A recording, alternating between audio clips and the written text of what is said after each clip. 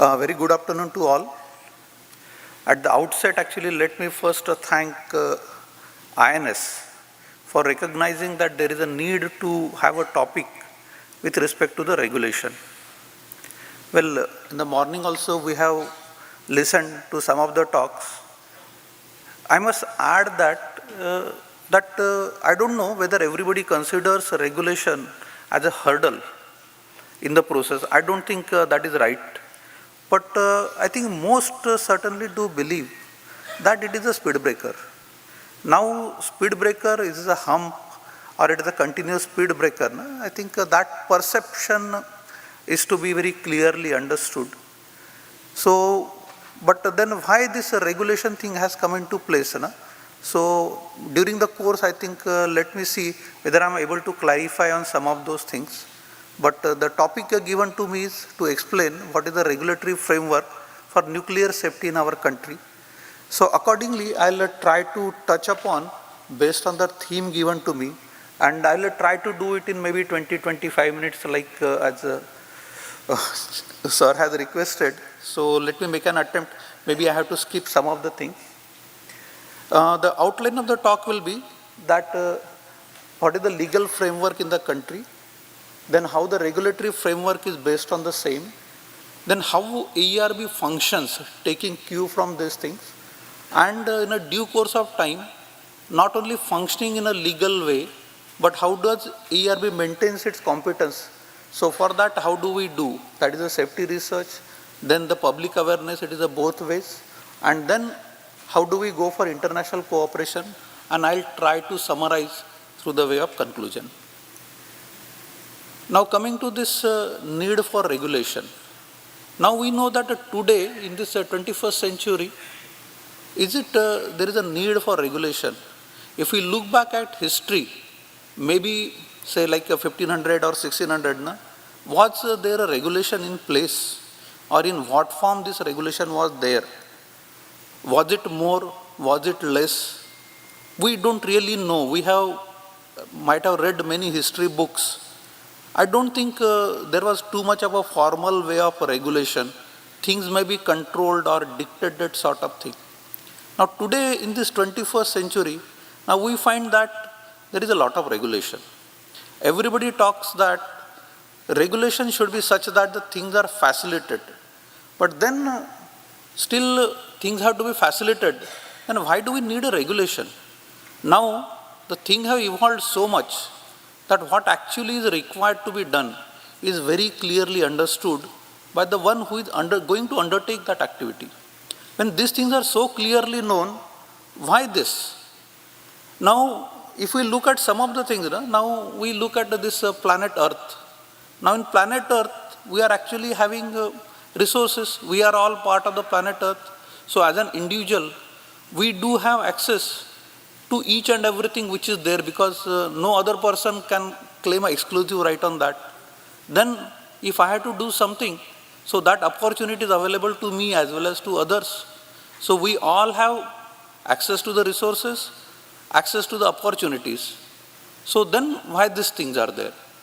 So actually this, so basic thing which comes for regulation is that since we all have access to the common resources and we have equal opportunities to save it.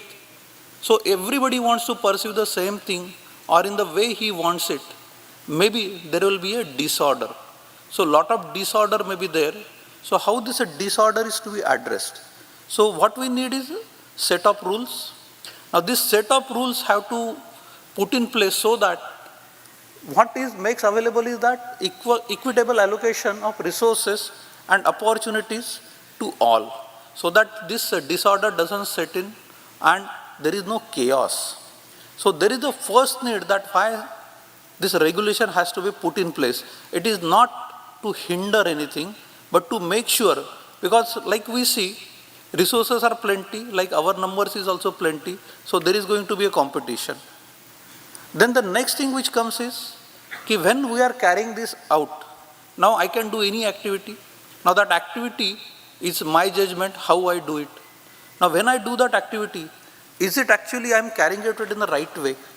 Maybe for me, I am carrying it out in the right way, but is it safe enough along with that? If that activity is not safe enough, then how do I address that aspect? Now, to my knowledge, I mean to anybody's knowledge, that activity I am undertaking may be being done safely, but all experience has not been factored in. So we have to make sure so that activity which we undertake remains safe, not only for the person who is undertaking it, for the persons who are around it, but all around that thing remains same. So we need some mechanism which puts these things in place. So there comes that we have to ensure safety. So for this also some framework is required. Now look at these 2 points. So this needs, means this establish that there is a need to have some systematic mechanism to address these aspects as a whole. And then another thing which we have to bear in mind, that today we have inherited an environment from, say, all our predecessors, and we say it's a very good livable environment. Now it is our responsibility that we make sure that we keep this environment as livable as we inherited it. So we have to make sure that we do the environment protection also. So all these things puts that we should have some mechanism to take care of this. But then who will take care of this? Now as an individual, if he starts doing this regulation, then again there will be an issue. So like we know, now world is divided both geographically, in a political way also. So we have got a countries, etc. We may have a states within that. So some framework has to be established. So now that framework is essentially established by government. Now how does the government establish? Now in India, this Atomic Energy Act 1962 provides for the development, control and use of atomic energy for the welfare of India and for other peaceful purposes and for matters connected therewith.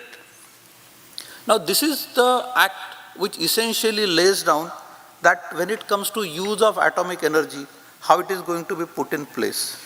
And this act which gives a higher level requirement, so what it tells is that it has to be further elaborated. So there are a set of rules are there. I have listed a few.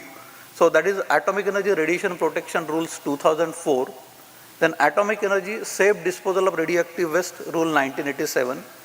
Then Atomic Energy Working of Mines, Minerals and Handling of Prescribed Substances. Then Atomic Energy Factories Rule. So this becomes the forms a basis how that framework is made available for development of subsequent this thing. So under this framework, actually AERB was established in the year 1983. Now AERB has been established, though Atomic Energy Act contains something like 30 sections, but only certain sections are provided to AERB for the purpose of safety regulation. And then it has been given powers from the safety, to lay down the safety policies, lay down various safety standards, and monitor and enforce the provision so that the activities being undertaken are carried out in a safe and just manner. Then, now I talked about the part, that is the part of it, that is the section 16, 17 and 23.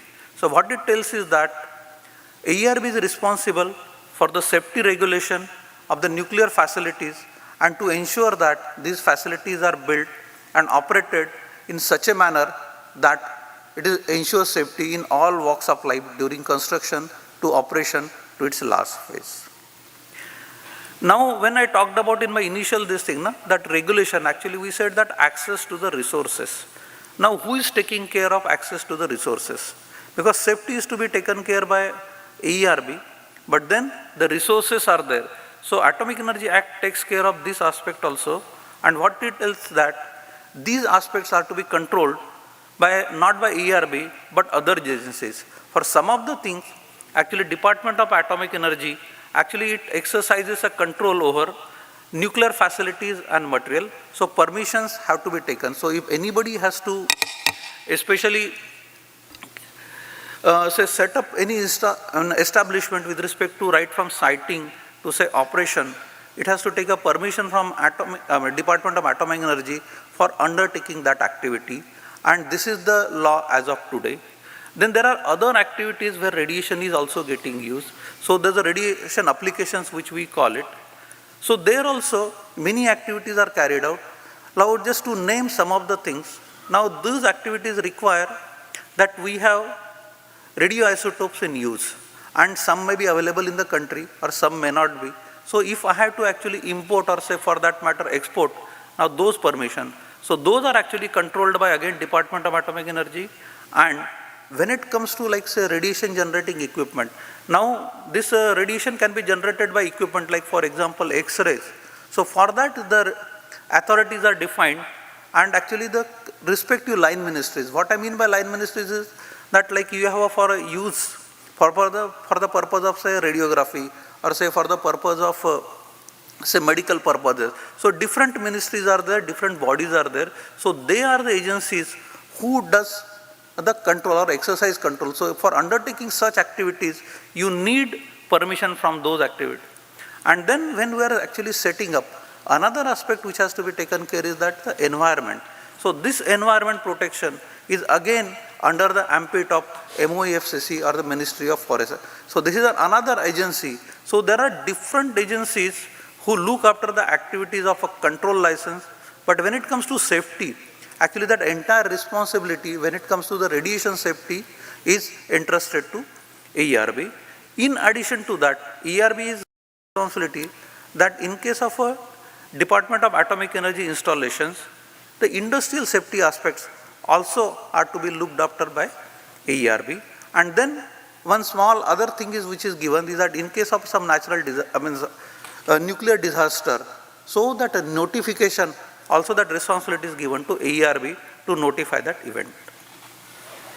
Now the present regulatory framework which AERB has developed has actually been evolved from the jurisdiction which has been given to AERB. Now that jurisdiction has come from what is called as SO 4772. See, under Atomic Energy Act 1962, one of the sections says, that is the section number 27, has given a power to central government to delegate some of its authority to other offices. So accordingly, this AERB was carved out. Then when it was actually formed in 1983, certain mandates were given. As the things have moved forward in time, see, earlier like Mr. Bhasin also told, some safety review and oversight was being done by what is called as the committee DESRC. So that DESRC committee was not part of AERB to start with. So that was subsumed, I think somewhere in 1987 or 1988.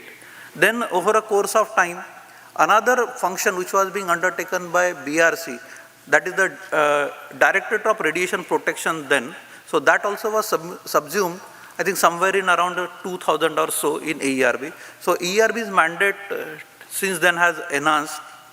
And in due course of time, some more responsibilities are also given to AERB, which is with respect to the security aspect. But these security aspects are only the security aspect which is having bearing on safety, and that too within the plant boundary of the nuclear power plant. So this aspect is also given. And then there are certain functions which have to be executed while carrying out certain things. So Chairman AERB has been delegated or has been called as a competent authority under different laws which I have listed there. And like earlier I told, some functions are coming from this CL&D Act 2010, then Environment Protection Act, and then National Disaster Management Plan. Now, what are the main functions? Now, through this framework, what are the main functions of AERB are that when some activities to be carried out by AERB, it requires that it is again carried out in a very systematic way.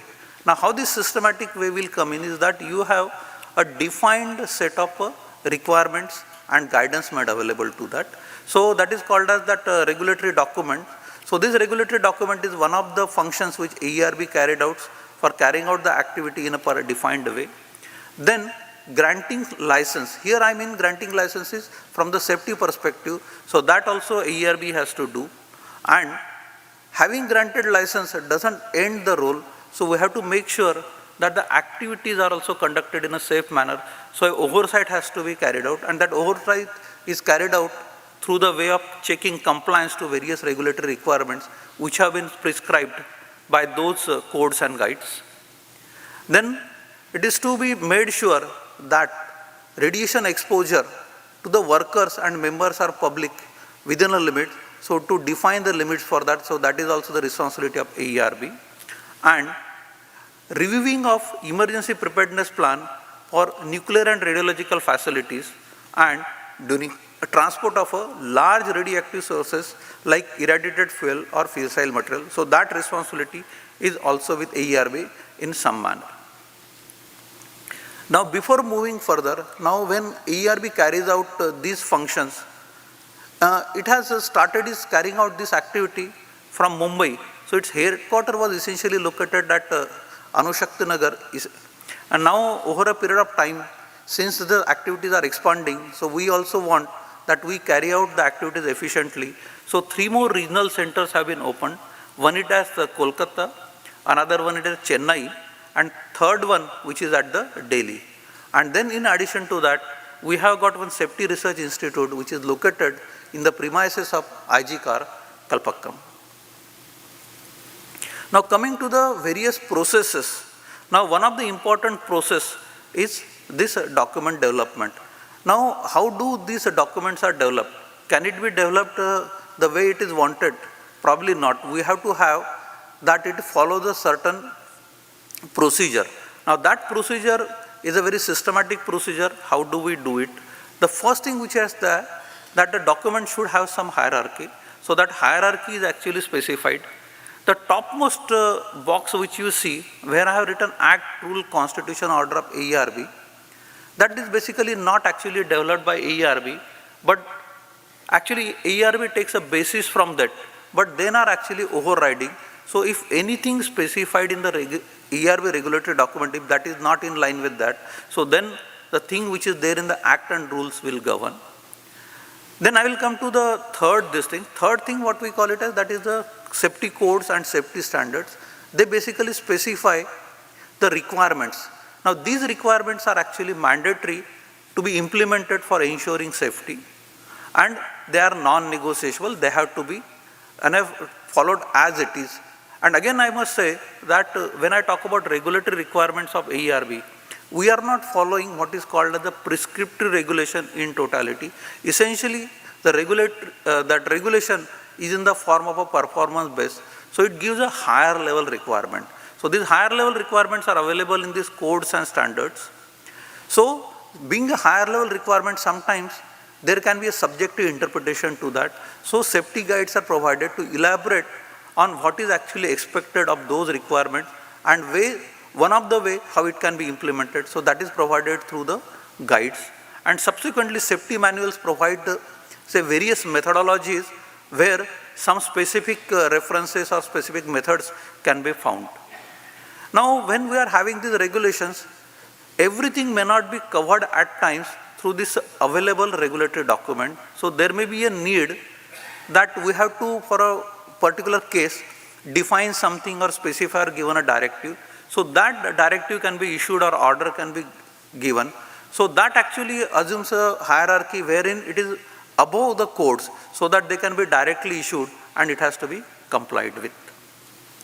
Now when these regulatory documents are developed, one of the important things which we take care is that we do through a very large and broad-based process, and that broad-based process actually involves various stakeholders, which includes the utilities or the operating organizations, the technical services or the technology developers, and other organizations like if radiation technologies are there, so various institutions are there or associations are there. So we do take their help in development of this, so they are as broad-based as possible. Now this licensing process. Now this license actually is one of the key things through which this regulation is exercised. Now we make sure that no activity is allowed to be carried out unless they obtain a consent for that particular stage. Now the various stages can be from siting to decommissioning. Now how do we do this? Now do we give this consent just simply by looking at a checklist? Yes, some certain things have to be submitted as is available because it's a mandatory requirement, but then the technical aspects or the technical basis behind that is actually checked through what is the means, what we call it as a safety review and assessment. Now here actually when we carry out this safety review and assessment, we do take care of what is the safety significance of the very specific thing involved. So that goes in, so that what we call it as a graded approach, that is actually factored in. And we have evolved a process which is called as a multi-tier review process. This multi-tier review process essentially takes care that based on the significance as well as the stage involved, the level of review required and the level of approval required. So some of the things may be cleared at a board level, that is the apex body of AERB. Some of the things may be cleared at the chairman's level, or some of the things may be cleared at the lower level based on the safety significance as well as the stage of the thing involved. This regulatory oversight which we have to continuously carry out over the lifetime of a reactor. So one of the key way which we do it is through the system what is called as the regulatory inspection. This regulatory inspection also needs to have a legal backing. So that legal backing comes through both Atomic Energy Act, then the Radiation Protection Rule, and then Atomic Energy Factories Rule, as well as your rules for safe disposal of radioactive waste. Now these are to be carried out through some systematic defined process. Now a process has been evolved, so how much inspection is required to be carried out, whether it is adequate, then if it is carried out only in one particular manner, will it going to be effective? So various ways have been found out. So we carry out some inspection which is called as a planned inspection and some are reactive inspection. So this reactive inspection I will try to elaborate is that sometimes it can be in response to something happening, or we want to have a specific look at that specific activity which might be happening. So it is not in a planned manner, so we may do it as say by informing the utility, or at times the need may be there that we do it in a surprise manner also. Now again I have to emphasize that now being a legal requirement, the inspection team who carries out also should be an authorized team. It cannot be carried out by anyone. So the team who undertakes that will have a formal authorization which is issued by Chairman AERB. So without that, the person cannot function either as a team leader or as an inspector. Yes, the trainees can join in that, but they can work only under the guidance of the authorized inspector. Now, having talked about the processes which we follow, now there are many things in this process which we have to do. Which we talked about is that we require to take many decisions actually. Now when these decisions are to be made, now these decisions cannot be just based on the simple information which is put forth to us or available to us. So if we have to take a certain decision, now decision has to be based on some sound technical basis. So now that sound technical basis sometimes may be directly available because there are some laid down things, or adequate information is available either in the form of competence available with the people, or the information is available in various domains. But then there may be certain situations when such information is not directly available. So we need to resort to some of the things which we call it as a specific research we have to take care. So we do undertake some research for particular cases where our decisions are based on that. Then there may be cases when we actually have to verify that what has been put forward to us. What appears to be everything is right, but there are uncertainties in what actually has been put, especially when it comes to the technical calculations are there, or some analysis things are there. Na? So we do carry out independent verification.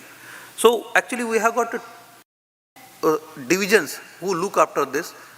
One of the division is actually SRI, it is a Safety Research Institute which is located at Kalpakkam. So they do carry out this research activity, both for the purpose of actually proving some of the things. Some of the research which is carried out is like say anticipatory research which we call it. Now this anticipatory research is that we see something forthcoming and we may not be having basis for that. So we do try and make that we do have a basis available to us. So move forward when actual thing comes to this. And we may not have all the resources available to AERB at all points of time. So some of the research only we are able to carry out on our own, but then we take a help of what is called as a technical service organization, which in our case is Bhabha Atomic Research Center, for some of the studies to be carried out or for some of the review activities, we do involve them. Now, another thing which needs to be addressed is, as a regulator I am talking about, is that the regulator should instill a confidence in the general public that whatever is happening in their surrounding is safe and they do not have to worry about. For that, actually, this public awareness is very important activity. So we have to do it in a various ways. We have to provide the various press releases, sometimes hold some awareness program, sometimes we have to invite them into our processes. So these are the way which we can. And another thing which we have started now is that is a few years back, is when regulatory documents are developed, when the requirement document, that is the codes or standards, we do put it for public comments. So we do obtain the public comments on our regulatory document, that is the requirement documents. Now we have to be aligned with what is happening around the world, because now we are no more in a place or a position where actually the things are limited in nature. So lot of knowledge is available, lot of things are happening around. So we have to be in tune in a global way. So we have collaborations with IAEA, OECD, NEA, so that whatever good things they are carrying out, technology development is taking place. So we do keep in touch with that, in tune with that. It is not only that we simply participate in the activities, we are actually member in some of the things. Actually, if we consider IAEA, India is basically a member state in IAEA, so we are also part of IAEA. And we do participate actively in many of those activities, right from the code development to AERB, that is integrated review service missions which they carry out, where they actually verify what is happening in other countries. So our people are also part of those. So not only we know how they are carrying out, we do learn from the activities being undertaken in those countries. Now, having talked about regulation, I think this theme of this conference is regulatory, what you call the regulatory framework for nuclear renaissance. Now, that second part, I just wanted to touch about maybe in a minute or so. Now, we talk about that we have to grow, and in the nuclear energy, this thing. So today, actually, we are somewhere around 2%, and we want to scale it up as high as possible. That numbers being talked about are enormous if you consider today what the numbers we are talking about. What I wanted to say is that today, if you look at nearly 56 or around 60% energy is coming from the fossil fuels, and only around 40-45% of energy may be coming from the non-fossil fuel base, which includes solar, wind, and a modest contribution of nuclear also. Now, if we have to do this, we have to really gear up for doing this. Now, why I am telling this is not to emphasize on what we have to do, but I am coming to this next slide. Now, when I am coming to this next slide, I have shown something. Now, what does this actually show? So, if you look at any nuclear power plant, now the largest area occupied in this nuclear power plant site is by these or such structures. Now, this is a NDCT, or this natural draft cooling towers. Now, if you take a look at this size, that is a diameter at the base, maybe even bigger, you are able to put, I think, reactor building, maybe turbine building, and all in that same, and still you will be having. So still you will be having a space around it available. Then why you need these structures and why I am telling this? I just wanted to emphasize only one thing, that, see, what does this structure do? This structure basically dissipates nearly 60% of the energy into the environment, because we are able to use only 35 to 40% energy. So 60% energy is actually going west, and we are not able to utilize. So all of us put together, we have to see how we actually utilize this energy which is available. Because when this energy is being produced, now if it is produced from the fossil fuels, it does end up in actually burning fossil fuels and generation of a carbon. Now, if I am trying to reduce my carbon footprint, if I am able to utilize this energy also, so my carbon consumption or this carbon will come down by whatever factor I am able to save it.